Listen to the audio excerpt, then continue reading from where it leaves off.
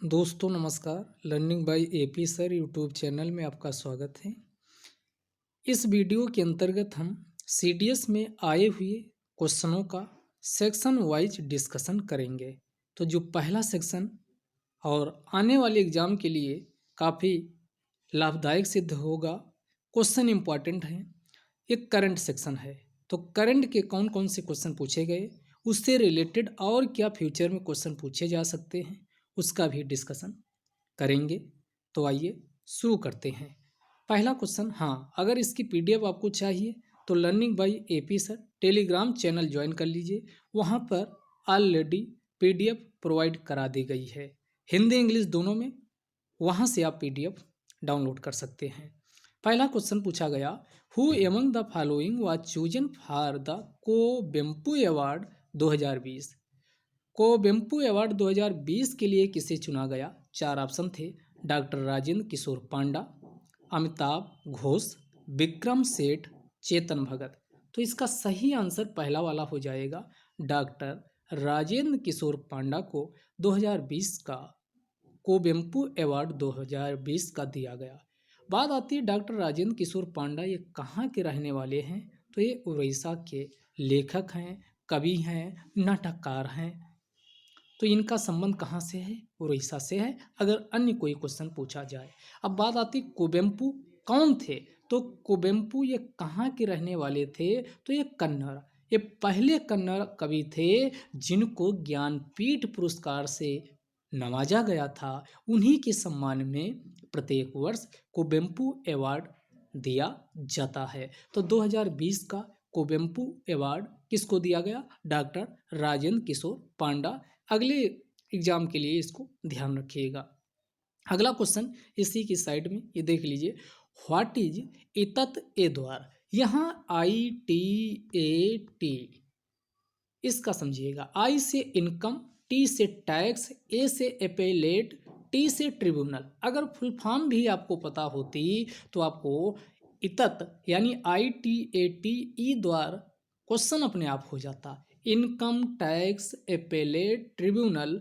अब इसमें ऑप्शन देखिए कि क्वेश्चन पूछा व्हाट इज ITAT द्वार क्या है। तो पहला ऑप्शन था an Urdu magazine published from Lucknow, यानी लखनऊ से प्रकाशित होने वाली पहली उर्दू पत्रिका। अगला था an e filing portal of income tax appellate tribunal, यही इसका आंसर हो जाएगा।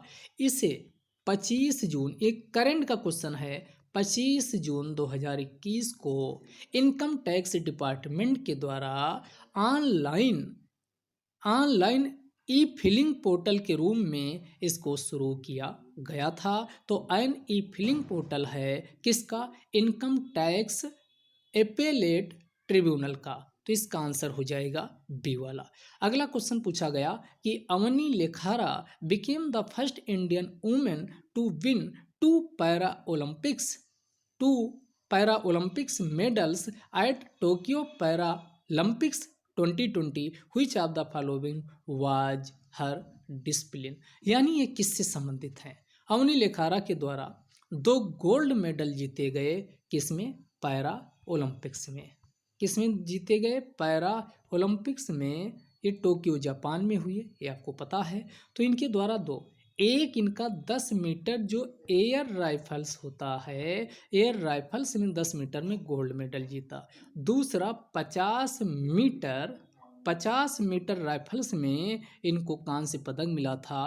तो ये एक मात्र भारतीय महिला थी जिनको अवनी लेखारा, जिनको 2 मेडल प्राप्त हुए थे। इनका संबंध किससे? अब आपका आंसर मिल गया होगा, शूटिंग से है। अगला क्वेश्चन पूछा गया कि what is the range capability of अग्नि पी का मतलब प्राइम बैलिस्टिक मिसाइल। इस क्वेश्चन को देखिए कि जो अग्नि पी बैलिस्टिक मिसाइल है उसकी रेंज कितनी है। तो यहाँ अग्नि पी यानी प्राइम की बात हो रहा, तो इसकी रेंज कितनी है? 1000 से लेकर 2000 किलोमीटर के बीच इसकी रेंज है। यहाँ कंफ्यूजन, अग्नि फर्स्ट, अग्नि सेकंड, अग्नि थर्ड और अग्नि फोर्थ से अग्नि 5, ये जो सीरीज में है उससे कन्फ्यूजन हो सकता था। अग्नि जो फर्स्ट सीरीज है इसकी कैपेसिटी या रेंज कितनी होती थी, तो ये 700 किलोमीटर के आसपास की जो रेंज होती थी वो अग्नि फर्स्ट की। अग्नि सेकंड की बात करें तो ये इसकी रेंज कितनी 2000 किलोमीटर से मोर देन 2000 किलोमीटर, तो वो अग्नि सेकंड सीरीज में मिसाइल कही जाती थी। अग्नि थर्ड की बात करें 2500 किलोमीटर से ज़्यादा। अग्नि फोर्थ की बात करें तो ये इसकी रेंज कितनी होती थी 3500 किलोमीटर से ज़्यादा। और अग्नि 5 की जो थी सबसे ज़्यादा इसी की रेंज थी 5000 किलोमीटर से ज़्यादा वाली रेंज को अग्नि 5 सीरीज के अंतर्गत रखा गया था। अब बात करें अग्नि ये है क्या, तो सरफेस टू सरफेस मिसाइल है, यानी सतह से सतह पर मार करने वाली मिसाइल में अग्नि को रखा जाता है। इसके लिए एक प्रोग्राम 1983 में चला था, उस प्रोग्राम का नाम था इंटीग्रेटेड गाइडेड मिसाइल प्रोग्राम। तो IGMP के नाम से जाना जाता है। APJ अब्दुल कलाम जी, जिन्हें मिसाइल मैन कहा जाता, उनके अथक प्रयासों से 1983 में इंटीग्रेटेड गाइडेड मिसाइल प्रोग्राम का शुभारंभ किया गया, जिसके अंतर्गत ये पटना शब्द ध्यान रखिएगा, पृथ्वी, अग्नि, त्रिशूल, नाग, आकाश, इन 5 मिसाइलों को डेवलपमेंट की बात कही गई थी। अगले क्वेश्चन पे आते हैं। बंगाराम एयरबेस कहाँ स्थित है, तो आपने अभी देखा जब संयुक्त राज्य अमेरिका के द्वारा अपने सैनिकों को अफगानिस्तान से हटाया गया तो वहाँ अफरा तफरी मच गई, जिसमें कई लोगों की जानें भी गई। और वहाँ पर जो वहाँ का उग्रवादी तो नहीं कहना चाहिए, जो एक जिसे आतंकवादी गुट माना जाता है अलकायदा, उसके द्वारा कब्जा कर लिया गया। तो इसका आंसर सही क्या हो जाएगा, अफगानिस्तान। ये बगराम एयरबेस कहाँ स्थित है, अफगानिस्तान में है।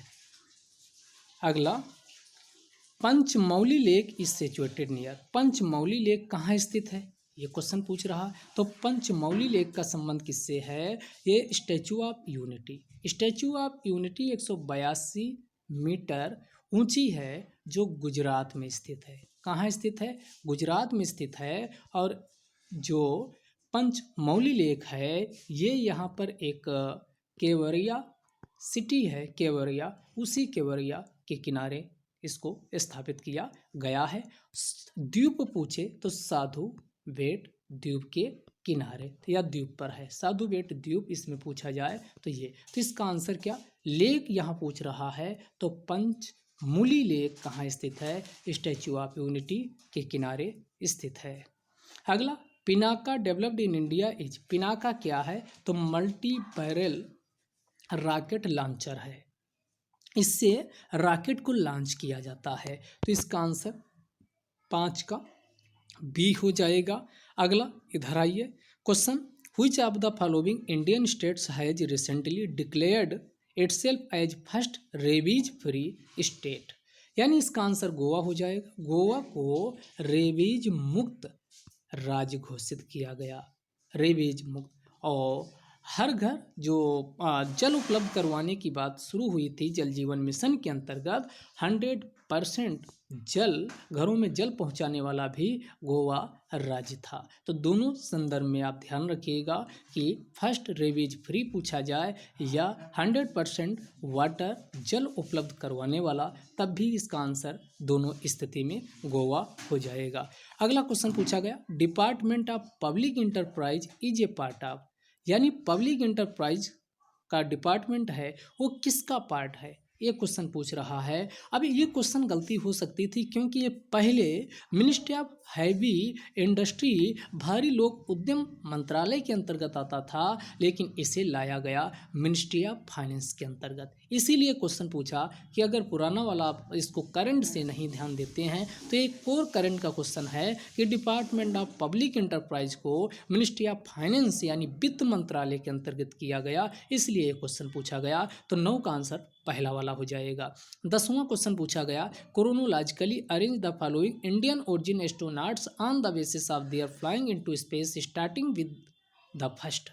यानी शुरू से लेके आखिरी तक बताना है कि जो स्पेस में फ्लाइट किए हैं इंडियन ओरिजिन के जो एस्ट्रोनॉट हैं अंतरिक्ष यात्री, उनका ऑर्डर क्या रहा। तो आपको पता सबसे लास्ट में सिरसा बांदला, ये तो चर्चा में काफ़ी थी, तो इसलिए इसको सबसे लास्ट पहुंचाइए। सबसे लास्ट में जहां तो 2 ऑप्शन कट गए, एक डी कट गया, एक ए कट गया, सिरसा बांदला सबसे लास्ट में जाएगा।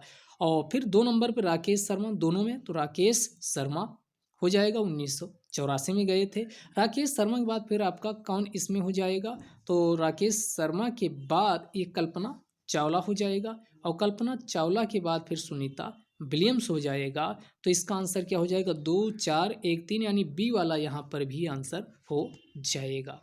अगला क्वेश्चन पूछा गया कि president Jovenel मोइजी who was assassinated recently, यानी ये जोवेनेल मोइजी एक राष्ट्रपति किसी देश के थे, उनकी राजनीतिक रूप से हत्या कर दी गई थी, वो किस देश के थे। तो ये काफ़ी चर्चा में बना, ये हैती के थे, इनके घर पर ही इनको क्या किया दिया गया, मार दिया गया था, इनकी राजनीतिक हत्या करवा दी गई थी। तो इसका आंसर हो जाएगा हैती।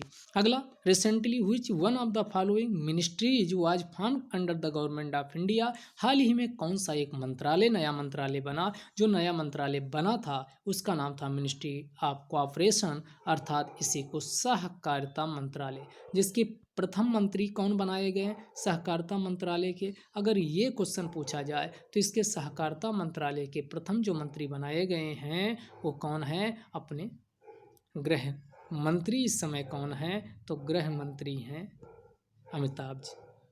तो इसका आंसर क्या हो जाएगा, अमिताभ।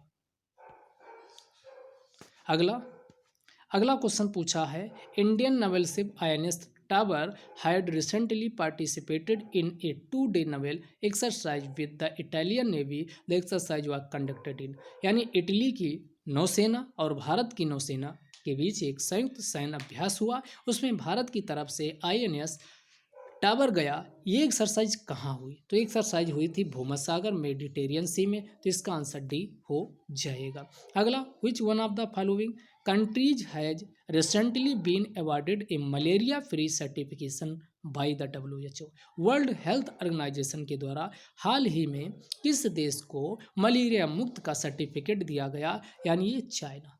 अब मलेरिया मुक्त देश किसे घोषित किया जाता, तो पिछले 3 सालों में जब कोई भी मलेरिया का केस किसी देश में दर्ज नहीं किया जाता है तो उसी को मलेरिया फ्री सर्टिफिकेट प्रदान किया जाता है। तो इसमें पिछले 3 सालों का देखा जाता है। इसके द्वारा WHO के द्वारा एक 2025 ये इनिशिएटिव भी शुरू की गई, यानी लक्ष्य रखा गया है कि 2025 तक हर हालत में मलेरिया को पूरे विश्व से समाप्त कर दिया जाएगा। ये पहल वर्ल्ड हेल्थ ऑर्गेनाइजेशन की है। बात की जाए मलेरिया फैलता किससे है, तो प्लाज्मोडियम जो एनाफ्लीज मच्छर होता है, एनाफ्लीज मच्छर की वजह से मलेरिया यानी का फैला होता है। तो इसका आंसर क्या हो जाएगा, यानी कि मलेरिया यहाँ चाइना हो जाएगा। इसके पहले अगर बात की जाए तो जो एशिया या अन्य देशों की बात किया जाए तो 1981 में,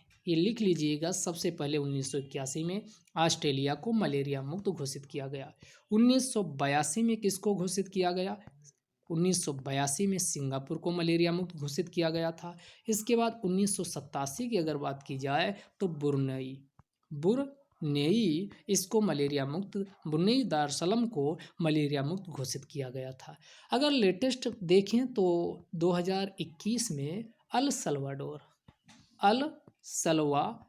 को भी मलेरिया मुक्त घोषित किया जा चुका है। तो लेटेस्ट तो चाइना है, लेकिन इसके पहले कि अगर चाइना ऑप्शन ना होता तो अल सल्वाडोर वही देश है जिसने क्रिप्टो करेंसी को लीगल का दर्जा दिया, लेकिन क्रिप्टो करेंसी को लीगल का दर्जा यानी से मना किया वो कौन देश था, चाइना। तो अगर दर्जा दिया तब अल सल्वाडोर आंसर हो जाएगा, और यानी मान्यता को रद्द किया क्रिप्टो करेंसी को, वो देश कौन है, चाइना है। अल सल्वाडोर की बात अगर बात करें 2019 में, तो 2019 में अन्य अगर देशों की बात की जाए तो कौन देश हो जाएगा, अल्जीरिया भी ये मुक्त किया गया था, मलेरिया मुक्त 2019 में। 2019 में इसके बाद 2018 2019 में ही एक देश और था, अर्जेंटीना, जिसको मलेरिया मुक्त घोषित किया गया था 2019 में। और 2018 में दो देश और आप याद रखिएगा जिसको मलेरिया मुक्त घोषित किया गया। एक है पराग्वे 2000 और दूसरा है उज्बेकिस्तान। पराग्वे, उज्बेकिस्तान, इनको 2018 में मलेरिया मुक्त घोषित किया गया। तो ये कुछ प्रमुख देश हैं जिन्हें मलेरिया मुक्त घोषित किया गया है। तो आपका मलेरिया से रिलेटेड सारे क्वेश्चन आपको बता दिए। तो ये प्लाज्मोडियम प्रोटोजोआ की वजह से मलेरिया होता है। एनाफिलीज मच्छर इसका वाहक होता है, जिम्मेदार होता है, तो ये ध्यान रखिएगा। अगला क्वेश्चन पूछा है, who among the following was honoured with Gandhi peace prize for the year 2020। 2020 के लिए गांधी शांति पुरस्कार किसे दिया गया? मोस्ट इंपॉर्टेंट क्वेश्चन है और इसका आंसर हो जाएगा शेख मुजीबुर रहमान। बंगबंधु के नाम से इन्हें जाना जाता। ये बांग्लादेश के संस्थापक थे और जो अभी वहाँ की शेख हसीना इनके पिताजी थे। तो इन्हीं को 2020 का शेख मुजीबुर रहमान को गांधी शांति पुरस्कार दिया गया। अगर 2019 का पूछता तो ये कौन? कबूस बिन सईद अल सईद हो जाता, पहला वाला। ये 2019 को इनको कबूस बिन सईद अल सईद को दिया गया, लेकिन यहाँ पूछा है 2020 का, तो इसका 2020 वाले का सही आंसर क्या हो जाएगा? शेख मुजीबुर रहमान। अब सुलभ इंटरनेशनल, ये जो ऑप्शन दिए गए इनको भी प्रदान किया गया 2016 में। सुलभ इंटरनेशनल को गांधी शांति पुरस्कार से नवाजा गया है, ये ध्यान रखिएगा। अगला क्वेश्चन आते हैं, देखते हैं अगला कौन सा है। Why was Dholavira in news recently? ये क्यों न्यूज में था धौलावीरा? तो आपको बता दें, भारत का जो 40वां वर्ल्ड यूनेस्को के अंतर्गत इसको क्या घोषित किया गया था? वर्ल्ड हेरिटेज के रूप में घोषित किया गया था। तो सही आंसर ये इसलिए चर्चा में था क्योंकि it received the UNESCO world heritage site. बात करें धौलावीरा है कहाँ, तो धौलावीरा किस राज्य में है? गुजरात में है।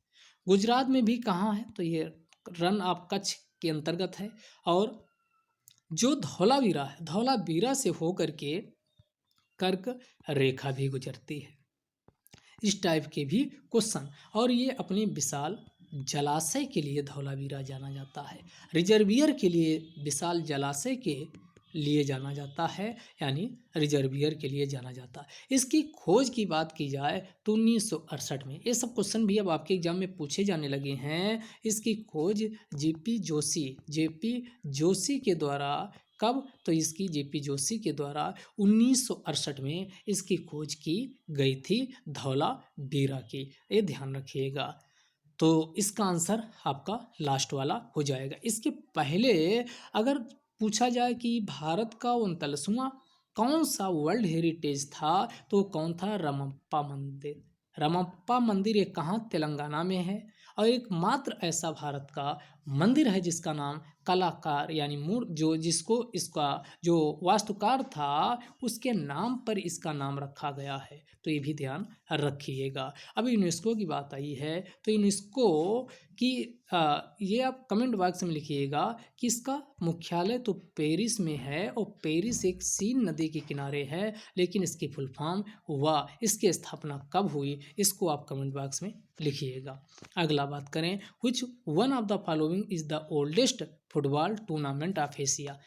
यानी एशिया का सबसे पुराना फुटबॉल टूर्नामेंट कौन है? तो इसका आंसर हो जाएगा डूरन। और डूरन का संबंध किससे है? तो इसका आंसर सीधे फुटबॉल आप लगा दीजिएगा। अगला क्वेश्चन पे देखते हैं, who among the following is the first Indian women to win a medal in the Olympics? यानी ओलंपिक्स में भारत की पहली महिला कौन है जिसने मेडल जीता? यहाँ मेडल कौन, ये नहीं पूछ रहा कौन सा, तो 2000 ईस्वी में कौन सा?